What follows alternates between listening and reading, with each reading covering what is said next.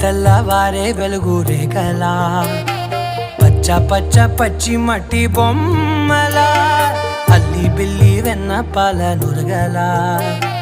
అచ్చ తెలుగు ఇంటి పూల కొమ్మలా దేవదేవుడే పంపగా ఇలా దేవతే మా ఇంట అడుగే పెట్టెనంట బ్రహ్మ కళ్ళలో కాంతులే మా అమ్మలా మా కోసం మళ్ళీ లాలి పాడేనంట.